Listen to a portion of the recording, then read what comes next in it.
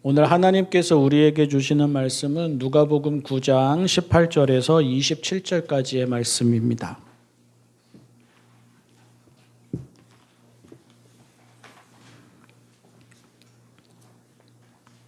새번역 성경 신약 113쪽 누가복음 9장 18절에서 27절까지의 말씀.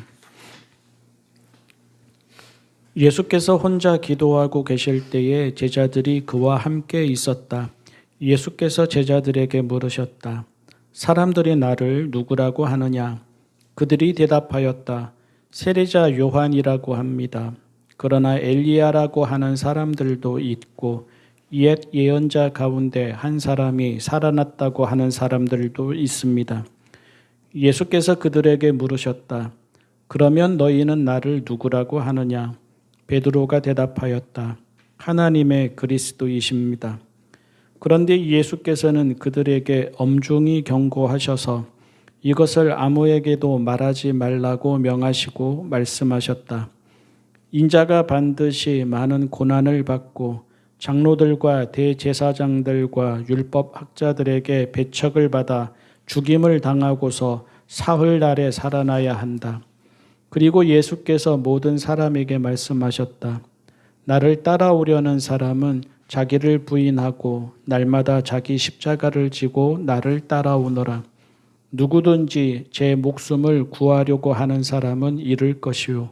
누구든지 나를 위하여 제 목숨을 잃는 사람은 목숨을 구할 것이다. 사람이 온 세상을 얻고도 자기를 잃거나 빼앗기면 무슨 이득이 있겠느냐? 누구든지 나와 내 말을 부끄럽게 여기면 인자도 자기의 영광과 아버지와 거룩한 천사들의 영광에 쌓여올 때에 그 사람을 부끄럽게 여길 것이다. 내가 진정으로 너희에게 말한다. 여기에 서 있는 사람 가운데는 죽기 전에 하나님 나라를 볼 사람들이 있다. 아멘. 말하지 않는 게 나을 수도 있습니다. 알리지 않는 게 나을 수도 있고요. 입을 다물고 침묵하는 것이 나을 수도 있습니다. 잘못된 지식은 자신에게도 타인에게도 해가 됩니다. 잘못된 믿음도 자신에게도 타인에게도 해가 됩니다. 가만히 있는 게 나을 수도 있습니다. 아무 말 않는 게 나을 수도 있습니다. 차라리 잘 모르겠다거나 나는 모르겠다고 하는 게 나을 수도 있습니다. 잘못된 지식은 고정관념과 편견을 부추기고 강화합니다. 잘못된 믿음 또한 고정관념과 편견을 부추기고 강화합니다. 예수님이 제자들에게 너희는 나를 누구라 하느냐 물으셨습니다. 베드로가 제자들을 대표해서 하나님의 그리스도이십니다. 대답했습니다. 그런데 그 다음입니다. 예수님이 맞다. 내가 하나님이 보내신 그리스도이다. 이제 때가 되었다. 나아가서 사람들에게 널리 알리고 세상을 바꾸자 하지 않으셨습니다. 예수님은 제자들에게 당신이 그리스도이심을 아무에게도 알리지 말라고 엄중히 경고하셨습니다. 제자들만 알고 있으라는 뜻도 아니었습니다. 문맥을 보고 복음서 전체를 보면 제자들도 그 의미를 바로 알지 못하기는 마찬가지이었습니다. 아무에게도 알리지 말라는 경고는 제자들도 섣부르게 안다고 확신하지 말아야 한다는 경고이기도 하였습니다. 결국 핵심은 예수님을 그리스도라고 고백하는 의미가 무엇인가 하는 것입니다. 예수님을 그리스도라고 하는 그 말, 그 글자 자체에는 아무런 문제가 없습니다. 하지만 예수님을 그리스도라고 하는 그 말의 의미, 그 글자의 의미가 무엇인가 하는 것은 아예 다른 문제이고 아예 새로운 문제가 됩니다. 그 의미에 따라서 하나님의 모습이 달라지고 하나님의 뜻과 나라도 달라집니다. 그 의미에 따라서 그리스도인이 된다는 말의 의미가 달라지고 믿음의 의미도 달라집니다. 예수님 당시 그 시대가 어떤 시대이고 또 예수님 당시 그 시대의 사람들이 어떤 사람들이었습니까? 간절히 그리스도를 기다리던 시대이었습니다. 죽어가면서도 하나님을 향한 절대적인 믿음은 포기하지 않던 시대이었습니다.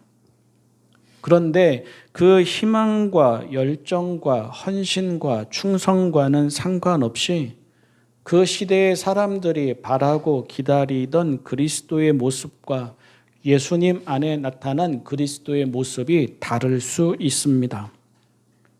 하나님의 이미지 또한 그러해서 그 시대의 사람들은 하나님을 충성적으로 헌신적으로 열정적으로 섬긴다고 했지만 그 하나님은 그들의 고집이 만들어내거나 그들의 착각이 그들이 왜곡되어서 만들어낸 그들만의 우상일 수도 있습니다. 이 갈등과 간격은 예수님과 제자들 사이에서도 있었습니다. 특히 마가복음은 신앙 고백과 그 후에 있었던 일을 축소하거나 미화하지 않았습니다. 같은 내용이 마가복음, 마태복음, 누가복음에 다 나오는데 온도차를 보면 마가복음이 가장 강하게 갈등을 드러내고 그 다음이 마태복음이고 그 다음이 우리가 오늘 읽은 누가복음의 이 본문입니다. 누가복음은 예수님과 제자들 사이에 있었던 갈등을 빼버렸습니다. 이미 교회가 자리를 잡아가고 있는 상황에서 그리고 그 교회의 중심에 제자들의 지도력이 있는 상황에서 예수님이 말씀하신 그 말씀의 의미는 살리면서도 제자들의 권위는 지켜주고 싶었기 때문일 것입니다. 어쨌든 가장 먼저 쓰인 복음서인 마가복음을 보면 베드로가 예수님을 그리스도이시라고 고백을 하자 예수님은 강하게 침묵을 명령하시고는 그리스도가 배척받고 고난받고 죽게 될 것이라고 예고하셨습니다. 그러자 베드로는 예수님을 귀신을 꾸짖듯이 강하게 꾸짖었습니다. 세번역 성경에는 베드로가 예수님을 바싹 잡아당기고 항의했다 이렇게 번역이 되어 있습니다. 그런데 여기서 항의하다는 말의 원어가 복음서에서 예수님이 귀신을 쫓아내며 꾸짖을 때 사용하던 말이었습니다. 그러자 예수님 또한 물러섬이 없이 베드로를 사탄이라고 하시면서 꾸짖으셨습니다. 그리고 이렇게 하여 생겨난 이 갈등과 간격은 예수님이 십자가에서 돌아가시기까지 좁혀지지 않았습니다. 그렇다면 생각해 보십시오. 예수님 곁에서 동고동락하면서 보고 듣고 배우고 따른 제자들의 고정관념, 선입견, 편견, 오해, 확신 등이 이 정도였다면 예수님과 일반 대중 사이의 갈등과 간격은 어떠했겠습니까? 예수님이 아무에게도 알리지 말라고 엄중히 경고하신 이유입니다. 그들 소견대로, 그들 좋은 대로, 그들 확신대로 받아들일 것을 경계하셨다는 뜻입니다. 그들이 바라던 그리스도의 모습이기를, 그들에게 오기를 기다리던 그리스도의 모습이기를, 그렇지 않다면 참 그리스도일지라도 그 그리스도를 거부할 것임을 아셨다는 뜻입니다. 우리가 신앙생활을 하면서 그리고 우리가 성경을 읽으면서 부정하고 싶지만 부정할 수 없는 또 부정해서는 안 되는 것이 있습니다. 두 하나님이 있습니다. 하나님이 한 분이 아니라 두 하나님입니다. 두 예수님이 있습니다. 두 그리스도가 있습니다. 하나님과 하나님이 맞서고 싸웁니다. 예수님과 예수님이 맞서고 싸웁니다. 그리스도와 그리스도가 맞서고 싸웁니다. 구약에서도 그런 장면이 나오고 신약에서도 그런 장면이 나옵니다. 우리나라 교회 역사에서도 대한예수교 장로회와 한국기독교 장로회가 분리될 때 외국의 신학자들이 안타깝다는 듯이 또는 약간 비웃듯이 그렇게 말했습니다. 지금 한국 교회에서는 예수와 그리스도가 싸우고 있다고. 당혹스럽고 불편하지만 사실입니다. 예수님을 그리스도라고 하면서 서로 다른 길을 갑니다. 예수님만이 주님이시라고 하면서 서로 다른 삶을 삽니다. 하나님을 믿고 하나님의 나라를 바라면서도 서로 다른 꿈을 꿉니다. 아마 그 나라의 모습도 다를 것입니다. 물론 그 이유는 우리에게 있습니다. 우리가 그리스도인이지만 또한 자기 중심적인 사람입니다. 우리가 그리스도인이지만 또한 고정관념과 편견에 길들여져 있습니다. 우리가 그리스도인이지만 또한 세속적인 가치와 질서에 익숙합니다. 그 옛날 성전이라고 다 하나님의 뜻 따르는 곳 아니었던 것처럼 그 옛날 예언자들이 하는 이것이 하나님의 말씀이다 하는 예언이라고 다 하나님의 뜻 되는 것 아니었던 것처럼 오늘의 교회도 오늘의 그리스도인도 아니 어느 시대의 교회나 어느 시대의 그리스도인도 각자의 확신이 어떻든 또 그 숫자가 어떻든 교회가 아닐 수도 있고 그리스도인이 아닐 수도 있습니다. 그렇다고 다들 그러고 있겠지만 우리는 옳고 그들은 틀렸다고 할 수도 없습니다. 우리는 바른 신앙이고 그들은 잘못된 신앙이라고 할 수 없습니다. 우리는 하나님의 영으로 충만하고 저기는 거짓 영으로 충만하다고 말할 수도 없습니다. 거짓 예언자 치고 자기를 거짓 예언자라고 한 사람 없었습니다. 종교 지도자 치고 자기가 세속적이라고 한 지도자 없었고 지금도 없습니다. 그러니 그저 매 순간 그리고 모든 자리에서 그리고 모든 일에서 정직하고 솔직하고 겸허하게 돌아보고 묻고 분별하고 교정할 뿐입니다. 오늘은 우리가 믿는 대로 담대히 예수님을 따르되 내일은 우리가 믿는 그 믿음을 고집하지 말고 다시 성찰하면서 다시 예수님을 만나고 다시 예수님께 묻고 다시 예수님께 신앙을 고백하고 다시 예수님을 따라야 합니다. 다만 기준은 분명합니다. 크게는 복음서의 예수님입니다. 작게는 베드로의 신앙 고백 이후에 나온 예수님이 엄중히 경고하시면서 하신 말씀입니다. 우리와 사람들이 어떤 그리스도를 기대하든 우리와 사람들에게 어떤 그리스도가 매혹적이든 진짜 그리스도는 복음서를 보고 예수님이 하시는 말씀을 들으면 비움과 낮아짐과 섬김과 희생과 고난의 삶에서 나타납니다. 다시 말해서 십자군의 선봉에 선 그리스도는 거짓 그리스도입니다. 십자가가 그려진 깃발을 휘날리며 칼이나 창을 든 정복자 그리스도는 콘스탄티누스의 그리스도이지 복음서의 그리스도는 아닙니다. 사람들에게 버림을 받으시고 권력자들에게 모욕을 당하시고 마침내는 십자가 위에서 돌아가시는 그리스도가 참 그리스도이십니다. 승리와 영광과 풍요를 선전하는 그리스도도 거짓 그리스도입니다.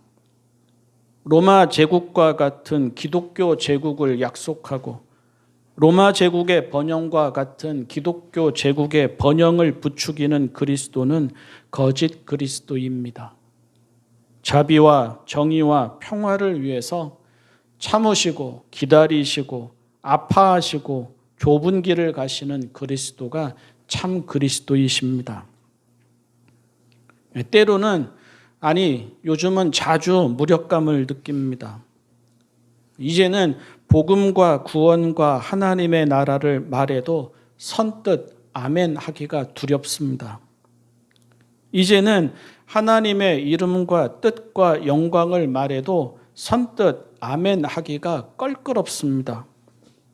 아니, 이제는 예수님이 주님이시라고 하나님의 나라와 뜻을 따르자고 그리스도인은 세상을 넘어서 하늘을 바라보는 사람이라고 말하는 것이 실제적으로 알맹이가 있기는 한 것인가 하는 좌절감과 회의감이 들기도 합니다. 그렇게 말하지 않는 교회와 성도 없지만 현실의 교회와 성도들에게는 그 말이 세속적인 욕심과 교만과 오만과 분리되지 않은 채 나타납니다. 그렇게 말하지 않는 교회와 성도 없지만 현실의 교회와 성도들에게는 그 말이 타자에 대한 혐오와 배제와 차별과 정죄와 분리됨이 없이 나타납니다. 그렇게 말하지 않는 교회와 성도 없지만 현실의 교회와 성도들에게는 그 말이 자기들만의 천국과 자기들만의 영광과 자기들끼리의 사랑으로만 나타납니다. 아주 많은 경우가 그렇습니다. 눈으로 보고 귀로 듣고 직접 만나고 직접 느끼게 됩니다. 교회의 역사를 돌이켜보면 아무에게도 알리지 말라고 엄중히 경고하신 예수님이 오르셨습니다. 확신에 차서 세상 위에 있는 듯 남들 위에 있는 듯 알리고 전하고 가르치기 전에 입을 다무는 게 좋았을 것입니다. 그저 조용히 겸손히 정직히 제 자리에서 사랑과 자비의 삶을 살았어야 했습니다. 믿음이 행함으로 이어지는 삶을 살았어야 했습니다.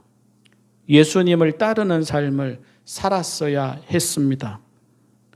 그랬으면 지금처럼 교회가 많아지지는 않았을지라도 오만과 맹목에 갇힌 교회라는 소리는 듣지 않았을 것입니다. 그랬으면 지금처럼 힘을 갖지는 못했을지라도 이기적이고 영악하고 약삭빠르고 세속적인 교회는 되지 않았을 것입니다. 그랬으면 지금처럼 교회에 가고 교인이 되는 것이 쉽지는 않았을지라도 이중적이고 위선적인 교회는 되지 않았을 것입니다. 대림절 두 번째 주일, 당신이 그리스도이심을 알리지 말라는 예수님의 경고를 진지하게 받아들이겠다면 그리스도를 기다리던 이스라엘이 예수님을 잘못 알았듯이 바깥 사람들이 아닌 우리 그리스도인들이 안다고 자부하지 말고 처음인 듯 예수님의 말씀과 삶을 보고 들어야 합니다. 그리고 나서 거창하게 말하지 말고 화려하게 드러내지 말고 조용히 입을 다물고 살아도 그래서 있는 듯 없는 듯 해도 예수님의 말씀과 삶을 몸으로 익히고 따라야 합니다. 거기에 진짜 믿음이 있을 것입니다. 그리고 그래서 믿음은 지금도 좁은 길일 것이고 그렇지만 그 길에 참된 생명과 구원이 있을 것입니다. 기도하겠습니다. 사랑의 하나님, 교회와 성도가 안다고 말하지 않게 하여 주십시오. 교회와 성도가 옳다고 말하지 않게 하여 주십시오. 그저 조용히 겸손히 정직히 믿는 바를 몸과 삶으로 익히고 보이게 하여 주십시오.